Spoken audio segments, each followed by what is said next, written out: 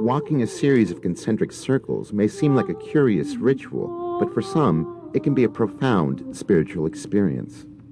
It becomes a matter of trusting the path and surrendering to it. Walking a pattern that symbolically takes you to center also experientially takes you to your center. It was 10 years ago that the Reverend Lauren Artris discovered the labyrinth as a form of walking meditation, a spiritual practice that quiets the mind and awakens the imagination.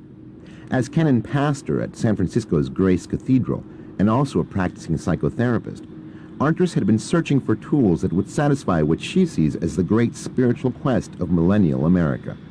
We think our way to the mystery or to God or the Divine One is through thinking. And that's not true. It's through experiencing. And the labyrinth is a perfect container for ourselves. When you walk into the labyrinth, it really becomes a reflection or a mirror of the soul. You can see that part of yourself that really works against yourself. You can see your critical inner voice against yourself and against others. Anything that stops you from connecting to the divine has to come to the surface and be released. And that's what happens in the labyrinth. Before bringing a labyrinth to her own church, Artris journeyed to Chartres Cathedral in France, where medieval builders had hewn this pre-Christian symbol into the stone nave. It had not been uncovered for several hundred years, and it was quite amazing to think he didn't see it. Artris walked the Chartres labyrinth as she believes the medieval pilgrims had done, perhaps as a substitute for a journey to the Holy Land. As a result of her efforts, the Chartres labyrinth has now been opened for modern-day pilgrims to walk the ancient paths. 5 years ago, at the urging of Lauren Artris, San Francisco's Grace Cathedral began a trend by installing a labyrinth modeled precisely after the one at Chartres. There is now a network of churches across the country using labyrinths, encouraged and supported by the worldwide project Artris heads. How many of you are able to have a labyrinth in your life?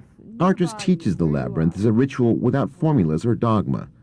She calls it a practice that crosses denominations and faiths. This is part of what's being redefined again for us as we begin to search and realize we are spiritually hungry and that most of our traditions that we have aren't addressing that hunger. Secular institutions have also discovered labyrinths as a meditation tool. The California Pacific Medical Center in San Francisco was the first hospital to install a labyrinth to support staff and patients. Soon after my diagnosis with breast cancer, I was just agonizing over decisions. I walked the labyrinth, and by the time I got to the middle, I realized that it was all going to be okay, one way or another, and there might be something to be learned from this experience. The labyrinth experience is as varied as the individuals who walk its paths. It is a place where people can mix Christian mysticism with psychology, or Buddhism with self-help. How would you respond to a skeptic who would say that you are basically going out of bounds, outside the religious institution? It's never outside the tradition because the labyrinth is a path of prayer. And the more ways we can help people pray and meditate and quiet the mind, the better off everybody is. The labyrinth may go the way of temporary spiritual fads, but right now it's a clear sign that Americans are still looking for answers in new rituals and practices.